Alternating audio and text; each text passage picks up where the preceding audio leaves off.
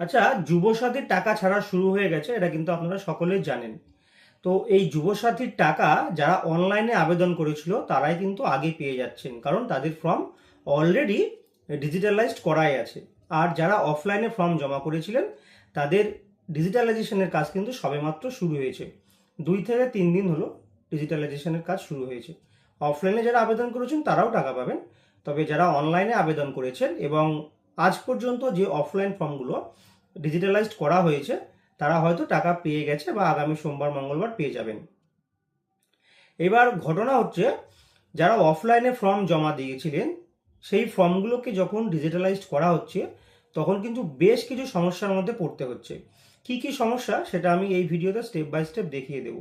আর আজকে আমি জানিয়ে দেব কারা অফলাইনে ফর্ম জমা দিয়েছেন বা অনলাইনেও জমা দিয়েছেন তারপরেও টাকা পাবেন না, সেটাও কিন্তু আজকের এই ভিডিওতে আমি স্টেপ বাই স্টেপ দেখিয়ে দেবো।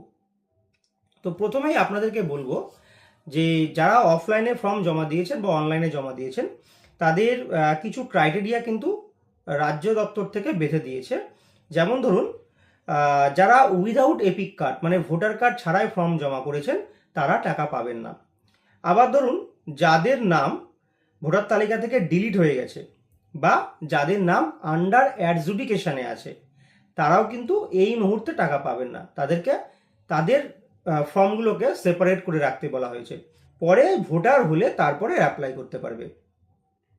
আবার এমনও বলছে অনেকে লক্ষ্মীর ভাণ্ডারের টাকা পাচ্ছে তারাও অ্যাপ্লাই করেছে, বা অনেকে এমপ্লয়েড আছে তবুও আনএমপ্লয়েড লিখে ফর্ম ফিল আপ করেছে। এইগুলোও কিন্তু ডেটা এন্ট্রি করতে বারণ করছে, মানে এইগুলো ডিজিটালাইজেশন কাজ করতে এখন বারণ করছে। তো এরপর আমি আপনাদেরকে দেখাবো যারা অফলাইনে ফর্ম জমা করেছিলেন তারা কি কি ধরনের ভুল কাজ করেছেন, যে কারণে ফর্মগুলোকে ডিজিটালাইজ করা যাচ্ছে না। চলুন দেখিয়ে নিই। তার আগে চ্যানেলে নতুন হলে চ্যানেলটিকে অবশ্যই সাবস্ক্রাইব করবেন, ভিডিওটা ভালো লাগলে একটা লাইক করবেন। চলুন দেখিয়ে দিচ্ছি। দেখুন, এটা হচ্ছে বাংলার যুবসাথীর অফিসিয়াল ওয়েবসাইট। এই ওয়েবসাইট থেকেই আপনাদের ফর্মগুলোকে ডিজিটালাইজড করা হচ্ছে। এই যে দেখছেন ডিজিটালাইজ অ্যাপ্লিকেশান, এই ডিজিটালাইজ অ্যাপ্লিকেশানে ক্লিক করে তবেই কিন্তু আপনাদের ফর্মগুলোকে ডিজিটালাইজড করা হচ্ছে। সবার প্রথমে কিন্তু আপনাদের ফোন নাম্বারটি আমাদের বসাতে হচ্ছে, যে ফোন নাম্বার আপনারা ফর্মে দিয়েছিলেন সেই ফোন নাম্বারটি বসিয়ে এই প্রসিড করতে হচ্ছে। তো প্রথমেই যে ভুলটা আপনারা করেছেন, আপনারা যারা অনলাইনে আবেদন করেছেন তারাও কিন্তু অফলাইনে ফর্ম জমা করেছেন। তো যে কারণেই দেখুন, আমি প্রথমে একটা দেখাচ্ছি, এই ফোন নাম্বারটি আমি টাইপ করছি, তারপর দেখুন আমি প্রসিড করার পর কী মেসেজ পাচ্ছি। দেখুন, প্রসিড করার সাথে সাথেই কিন্তু বলে দিচ্ছে অ্যাপ্লিকেশান অলরেডি সাবমিটেড। তার মানে যারা একবার অনলাইনে আবেদন করেছেন এবং পরে অফলাইনে ফর্ম জমা করেছেন সেইগুলো কিন্তু আর এন্ট্রি করা যাচ্ছে না। এরপর দেখুন আমি একটা ফ্রেশ ফোন নাম্বার বসাচ্ছি, যে আগে কখনো অনলাইনে সাবমিট করেনি। তো ফোন নাম্বারটি বসিয়ে যখন প্রসিড অপশানে ক্লিক করছি তখন কিন্তু তার জন্য নতুন করে একটি অ্যাপ্লিকেশন ফর্ম ওপেন হয়ে যাচ্ছে। এরপর এই সম্পূর্ণ ফর্মটি কিন্তু ফিল আপ করতে হবে। তো সম্পূর্ণ ফর্মটি ফিল আপ করতে গিয়ে আর একটা যে জায়গায় সমস্যা ধরা পড়েছে সেটা হচ্ছে জন্ম তারিখ নিয়ে। দেখুন, আপনাদের বয়স যাদের 21 বছর হয়নি তারাও কিন্তু ফর্ম জমা দিয়েছেন, তো সেটা কিন্তু এখানে ধরা পড়ে যাচ্ছে। একজন উপভোক্তা ফর্ম জমা করেছেন যার জন্ম তারিখ 12/9/2005। তো যখন জন্ম তারিখটি বসিয়ে নিচে সেভ বেসিক ডিটেলস ইনফরমেশান যেটা আছে সে বেসিক ডিটেলসে ক্লিক করা হচ্ছে, তখন কিন্তু বলে দিচ্ছে এজ ইজ নট এলিজেবল। তার মানে তার এখনও বয়স হয়নি, এই বয়সটা যোগ্য নয় যুবসাথীর জন্য। তো এখানে আমরা ওকে অপশান আছে, এই ওকে অপশান ক্লিক করে আপনাদেরকে আর একবার দেখাচ্ছি। তো এর যে জন্ম তারিখ সেটা কিন্তু অটোমেটিক ক্যালকুলেট হয়ে যাচ্ছে। তো এর বয়সটা দেখুন এখানে লেখা আছে এজ অ্যাজ অন 1/4/2026 20 বছর। তার মানে এই ফর্মটা কিন্তু এন্ট্রি করা যাচ্ছে না। এরপর আছে ডকুমেন্টস আপলোডিংয়ের অপশান।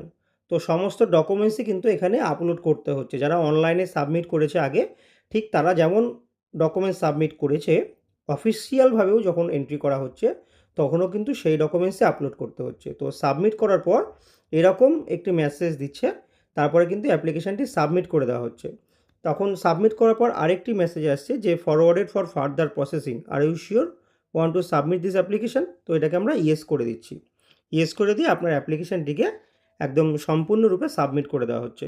সাবমিট করে দেওয়ার সাথে সাথে কিন্তু একটি সাকসেসফুল মেসেজ দিয়ে দিচ্ছে, এবং এখানে একটা অ্যাপ্লিকেশান উইথ ডিএসআইডি মানে দুয়ারে সরকার আইডি, এই দুয়ারে সরকার আইডিটা কিন্তু এখানে দেখিয়ে দিচ্ছে, যেটা আপনাদেরকে রিসিভ কপিতে দেওয়া হয়েছিল। তাহলে আমি আপনাদেরকে সম্পূর্ণ প্রসেসটা দেখালাম যে কিভাবে অফিসিয়ালসভাবে আপনাদের অ্যাপ্লিকেশানগুলোকে ডিজিটালাইজড করা হচ্ছে। আর ডিজিটালাইজড করতে গিয়ে যে যে সমস্যাগুলো ধরা পড়ছে সেগুলোও আপনাদের সাথে শেয়ার করলাম। আপাতত এই 2-3 দিনে এই জন্ম তারিখ মানে বয়সটা আর যারা ভোটার কার্ড দেননি এই দুটো সমস্যায় ম্যাক্সিমামদের ক্ষেত্রে ধরা পড়েছে। অনেকে আবার করেছেন কি, ভোটার কার্ডের একটা সাইড আপলোড করে দিয়েছেন। আমি জানি না এর জন্য আপনার অ্যাপ্লিকেশনটা অ্যাকসেপ্ট হবে না রিজেক্ট হবে।